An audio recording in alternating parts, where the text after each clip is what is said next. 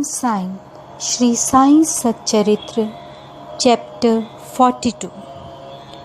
This chapter describes the passing away of Baba.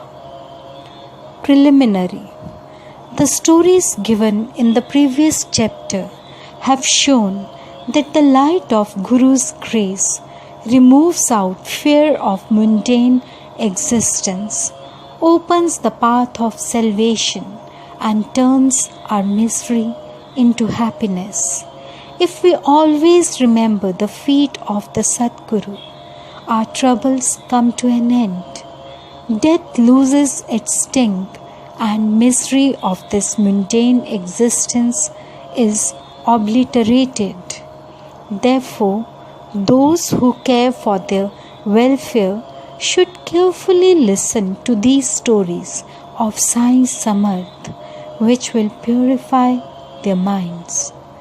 In the beginning, Hemar Pant dwells on Dr. Pandit's worship and his marking Baba's forehead with Tripund. But as this has been already described in chapter 11, this has been omitted here. Previous indication. The readers up till now heard the stories of Baba's life. Let them now hear attentively Baba's passing away. Baba got a slight attack of fever on 28 September 1918. The fever lasted for 2 or 3 days, but afterwards Baba gave up his food and thereby he grew weaker and weaker. On the 17th day, that is Tuesday, the 15th October 1918, Baba left his mortal coil at about 2:30 p.m.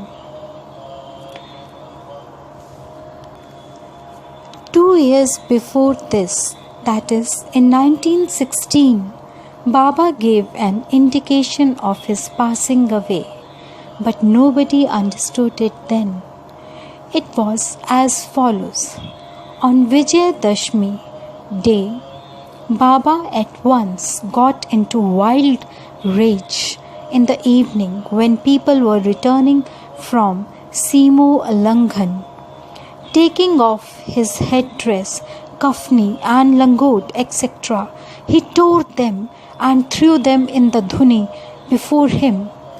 Fed by this offering, the fire in the dhuni began to burn brighter, and Baba shone still brighter.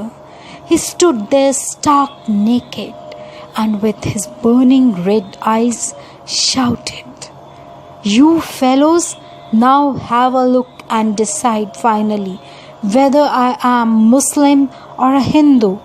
Everybody was trembling with fear, and none dared to approach Baba. After some time, Bhaguji Shinde, the leper devotee of Baba, went boldly near him and succeeded in tying a langot round his waist and said, "Baba, what is all this? Today is the Simo Langhan, that is the Shera holiday." Baba, striking the ground with his satka, said, "This is my Simo Langhan." Baba did not cool down till 11 p.m. and the people doubted whether the Chavdi procession would ever take place that night. After an hour, Baba resumed his normal condition and, dressing himself as usual, attended the Chavdi procession as described below. By this incident, Baba gave a suggestion that the Shera was the proper time for him to cross the border of life, but none understood its meaning. Baba gave also another indication as follows. Averting death of Ramchandra and Tatya Patil. Some time after this, Ramchandra Patil became seriously ill. He suffered a lot. He tried all remedies, but finding no relief, despaired of his life and was waiting for the last moment. One midnight, Baba suddenly stood near his pillow. Patil held his feet and said, "I have lost all hopes of life. Please tell me definitely when I shall die." Merciful Baba said, "Don't be anxious. Your hundi has been withdrawn and you will soon recover.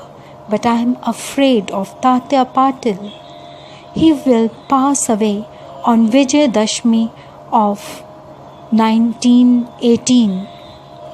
Do not divulge this to anybody, nor to him, for he will be terribly frightened."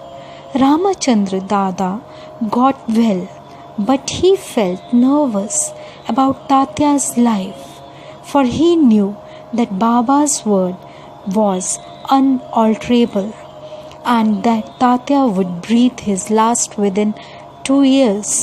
He kept this hint secret, told it to none but to Baba Bala Shimpi. Only these two persons, Ramchandra Dada and Bala Shimpi, were in fear and suspense regarding Tatya's life. Ramachandra Dada soon left his bed and was on his legs. Time passed quickly. The month of Bhadrapad of Shaka 1918 was ending and Ashwin was in sight. True to Baba's word, Tatya fell sick and was bedridden, and so he could not come for Baba's darshan. Baba was also down with fever. Tatya had full faith in Baba and Baba in Lord Hari, who was his protector. Tatya's illness began to grow from bad to worse, and he could not move at all, but always remembered Baba. The predicament of Baba began to grow equally worse. The day predicted, that is Vijayadashmi, was impending, and both Ramchandra Dada and Bala Shimpi were terribly frightened about Tatya, and with their bodies trembling and perspiring with fear, thought that as predicted by Baba, Tatya's end was close. Vijayadashmi dawned, and Tatya's pulse began to beat very, very slow, and he was expected to pass away shortly. But a curious thing happened. Tatya remained. His death was averted, and Baba passed away in his stead. It seemed as if there was an exchange. People said that Baba gave up his life for Tatya. Why he do so? He alone knows, as his ways are inscrutable. It seems, however, that in this incident, Baba gave a hint of his passing away, substituting Tatya's name for his. Next morning, Baba appeared to Das Ganu at Pandharpur in his dream and said to him, "The masjid collapsed. All the oilmen and grocers of Shirdi tease me a lot, so I leave the place. I therefore came to inform you here. Please go there quickly and cover me with bhakkal flowers." Das Ganu got the information also from Shirdi letters. So he came to Shirdi with his disciples and started bhajan and kirtan and sang the Lord's name all through the day before Baba's samadhi. Himself weaving a beautiful garland of flowers studded with Lord Hari's name, he placed it on Baba's samadhi and gave a mass feeding in Baba's name. Charity to Lakshmi Bai. Dussehra or Vijayadashmi is regarded by all the Hindus as the most auspicious time, and it is befitting that Baba should choose this time for his crossing the borderline. He was ailing some days before this, but he was ever conscious internally. Just before the last movement, he sat up erect, without anybody's aid, and looked better. People thought that the danger had passed off, and he was getting well. He knew that he was to pass away soon, and therefore he wanted to give some money as charity to Lakshmi Bai Shinde.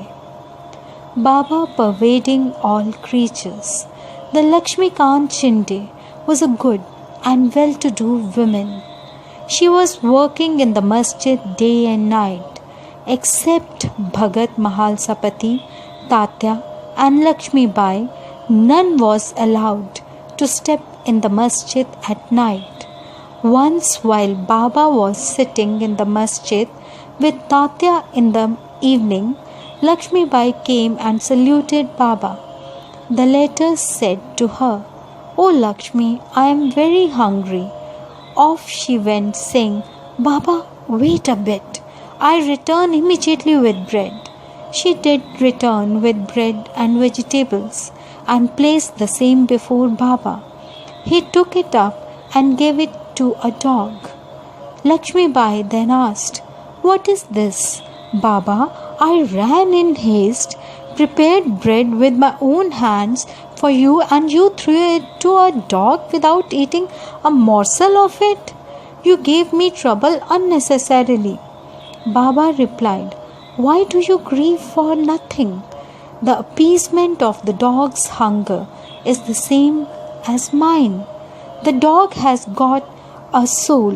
The creatures may be different, but the hunger of all is same, though some speak and others are dumb. Know for certain that he who feeds the hungry really serves me with food. Regard this as an axiomatic truth. This is an ordinary incident, but Baba thereby propounded a great spiritual truth and showed its practical application in daily life without hurting anybody's feelings. From this time onward, Lakshmi Bai began to offer him daily bread and milk with love and devotion. Baba accepted and ate it appreciatively. He took a part of this and sent the remainder with Lakshmi Bai to Radha Krishna Mai, who always relished and ate Baba's remnant prasad. This bread story should not be considered as a digression. It shows how Sai Baba pervaded all the creatures and transcended them. He is omnipresent, birthless, deathless, and immortal. Baba remembered Lakshmi Bai's service. How could he forget her?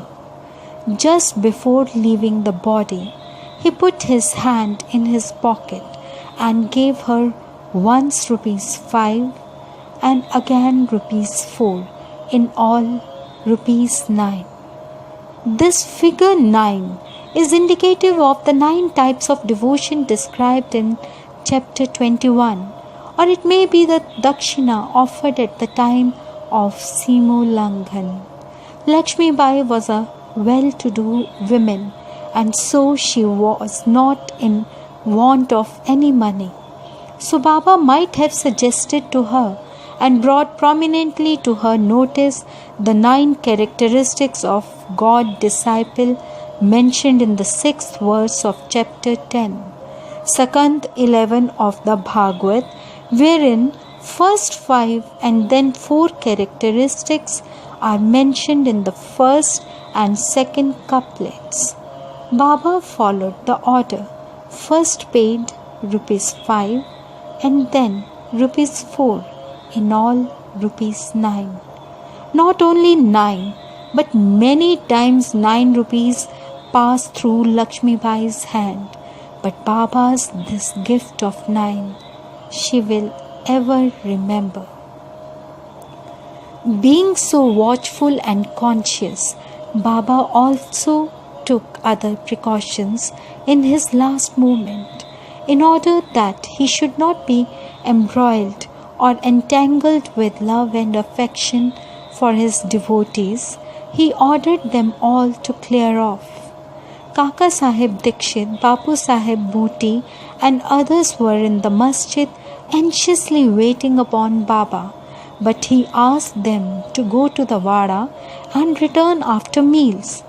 They could not leave Baba's presence, nor could they disobey him. So with heavy hearts and heavy feet, they went to the Wada. They knew that Baba's case was very serious and that they could not forget him. They sat for meals, but the mind was elsewhere. It was with Baba. Before they finished, news came to them of Baba's leaving the mortal coil. Leaving their dishes, they ran to the masjid and found that Baba rested finally on Baijai's lap. He did not fall down on the ground, nor did he lie on his bed, but sitting quietly on his seat and doing charity with his own hand, threw off the mortal coil. Saints embody themselves and come into this world with a definite mission, and after that is fulfilled, they pass away as quietly and easily as they came. Bow to Shri Sai.